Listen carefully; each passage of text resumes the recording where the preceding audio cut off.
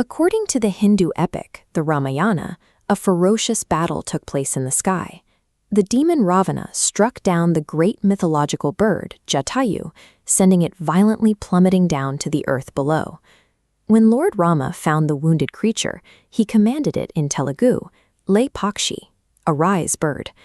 Today, that divine command serves as the name for the exact geographical site where the bird supposedly fell, Lepakshi. In the 1530s, brothers Virana and Virupana, governors under the Vijayanagara Empire, selected this mythic landscape to construct the sprawling Virabhadra temple complex. They built at an immense scale. Take this Nandi, the mount of Lord Shiva. It sits 20 feet high and 30 feet long, carved from a single block of granite, making it India's largest monolithic stone bull.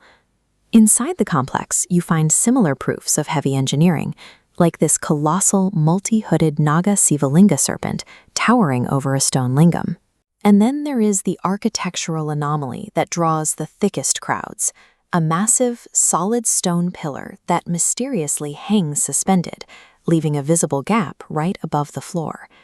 These physical marvels naturally demand attention, but the sheer tonnage of the stonework acts as a perfect distraction, blinding visitors to the temple's most sophisticated and fragile achievement. To see it, you have to look past the granite floor and up into the shadows of the ceiling. Stretching across the bays of the temple halls are highly detailed 16th century murals, covering almost every available inch of the upper surfaces. This is a deeply religious Hindu monument, yet painted along the margins of the gods is a fiercely accurate, secular documentary of medieval South Indian high society. This ceiling functions as a high-fidelity visual index of 16th century life, documenting the specific aesthetics of the lost Vijayanagara Empire. The survival of these pigments comes down to a technique called fresco secco. Artists smoothed out the granite ceiling with sandy clay and let it dry completely. Then they applied a mixture of red ochre, liquid molasses, and lime powder to bind their colors to the stone.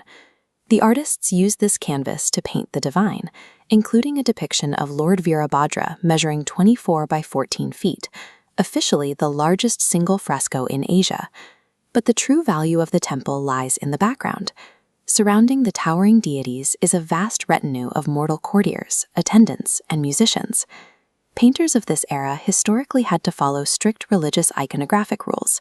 Here, they took intense creative liberties, choosing instead to document the wealthy, cosmopolitan reality walking right through the temple doors.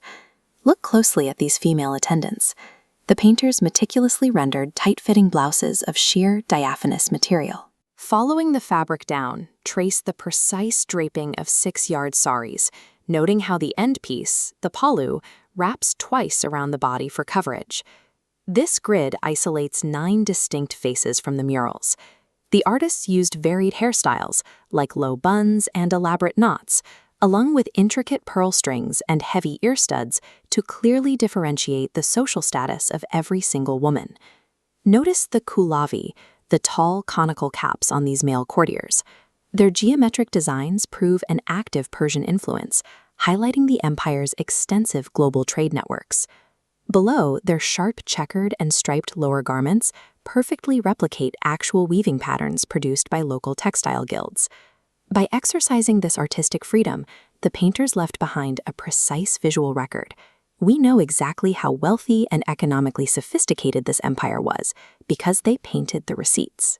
The geometric and floral textile patterns preserved on this ceiling didn't die with the empire.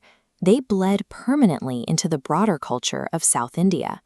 The specific visual language established here, the birds, beasts, and foliage, became the foundational motifs for the kalamkari textile tradition. It is an active, living industry. Today, artisans still hand-paint the exact same bird and floral patterns onto cloth that their ancestors documented at Lepakshi. Because it functions as a masterpiece of human documentation, the Indian government recently placed the temple on the tentative list for UNESCO World Heritage status.